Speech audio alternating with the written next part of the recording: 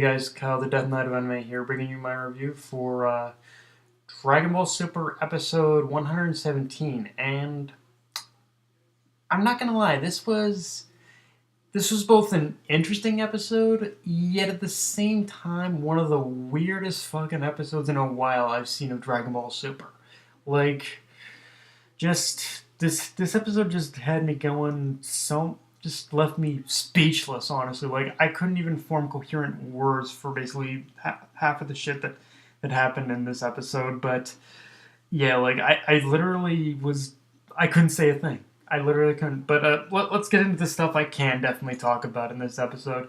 Um, the first thing to note is that in the beginning of the episode, we briefly get shown that Goku has once again used up the energy from Ultra Instinct and needs to recharge again. So I suppose the biggest thing I have to say about that is I wonder if he's going to need to be pushed to his limits again to achieve Ultra Instinct, or if he can control it and at will now.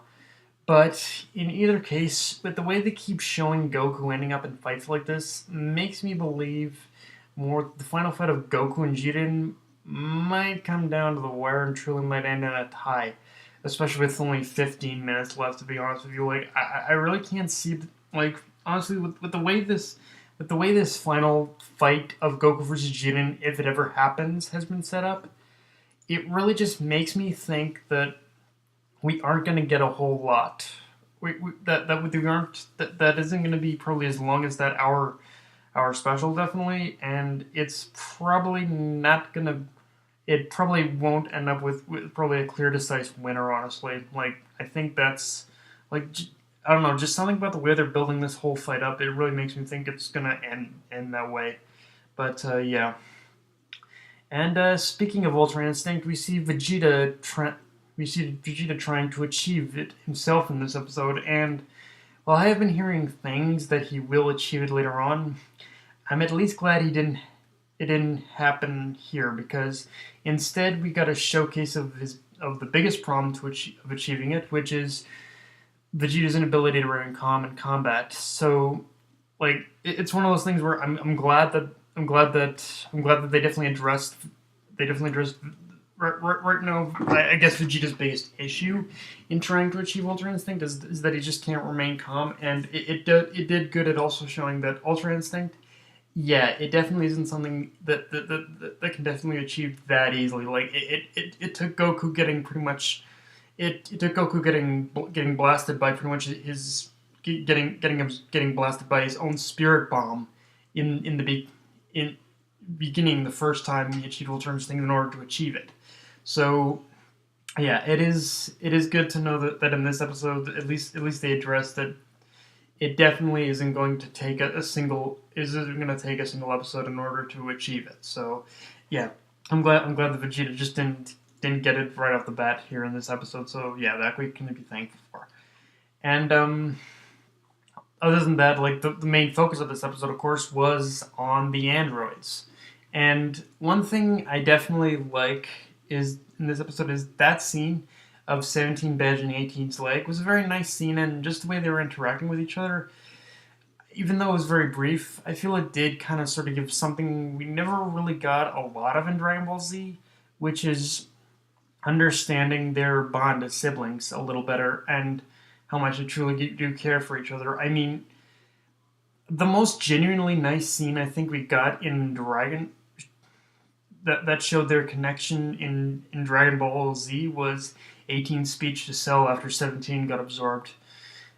But I mean, I suppose you could argue that pretty much all those scenes of them trying to find Goku could also count. But I think that was more just to me that more just showed the way that siblings bicker more than the way that they end up getting along. And I think this episode just showed how much 17 and 18 do in fact care for each other. Something I never really got I never really got a full picture of. I think, at least for me personally, I never really got a full picture of that in Dragon Ball Z. So it was kind of nice to see it here at the very least. So yeah, we definitely got a little bit of that, a little bit of nice 17 and 18. Throughout all the fighting, we got a little bit of nice of 17 and 18 bonding.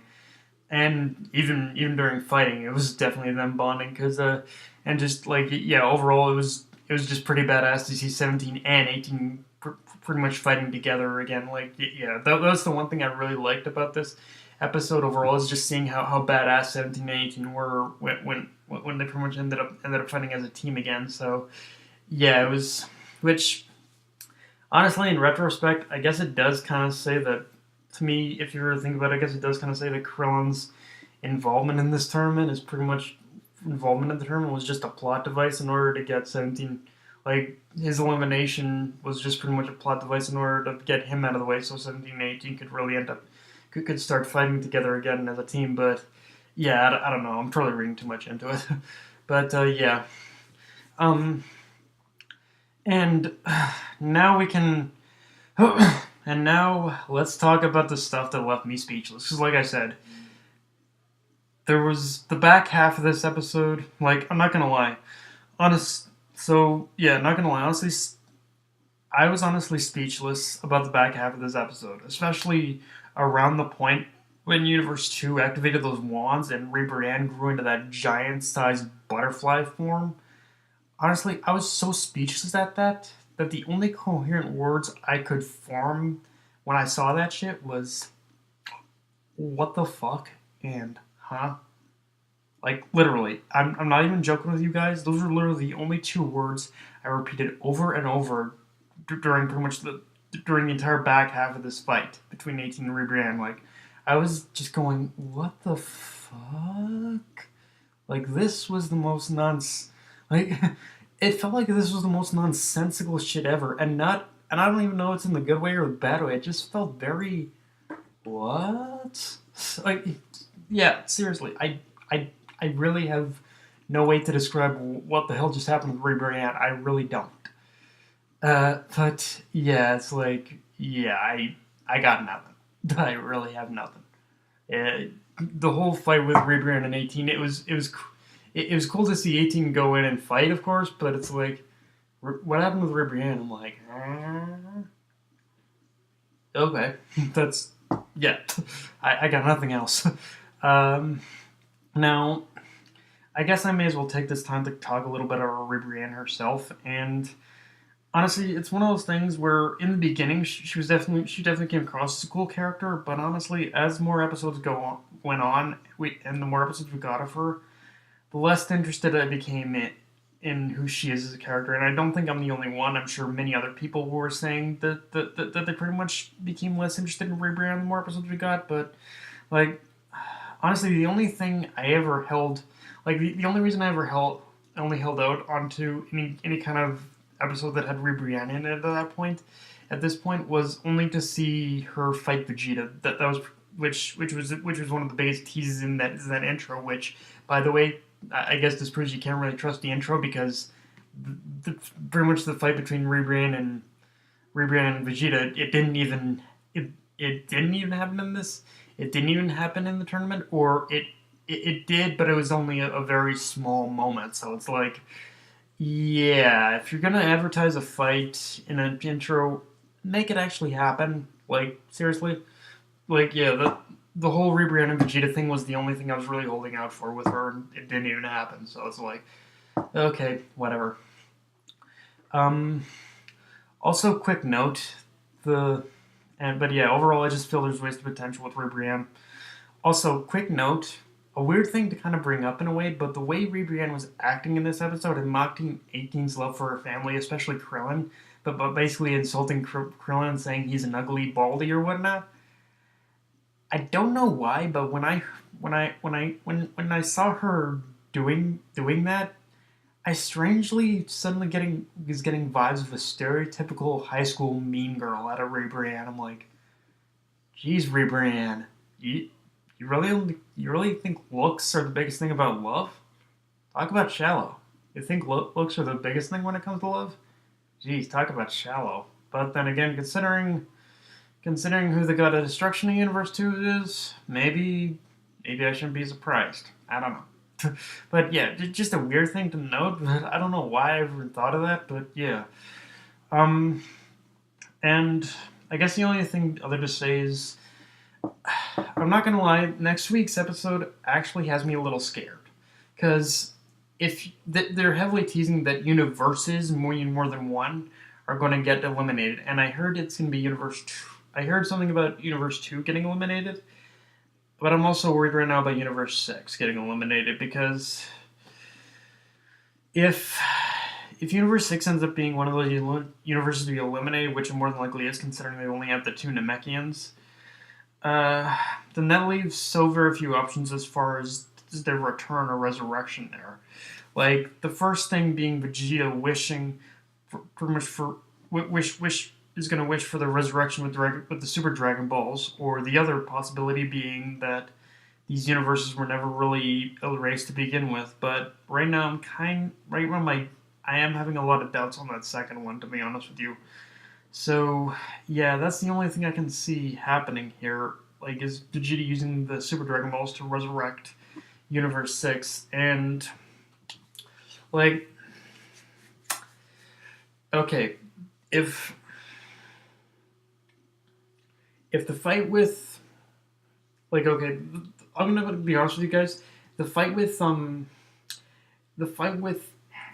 Piccolo and Gohan and the Universe 6 Namekians, that one has, especially now with Caulifla and Kale and Kaba having been eliminated, I'm on a very tight rope with how I feel about this fight, to be honest with you, because on one hand, the only way I could ever see Universe 6 getting out of this alive, aside from the obvious of the Super Dragon Balls being used, is that we don't get any more focus on it. But judging from the preview, we are gonna get a lot more focus on that fight.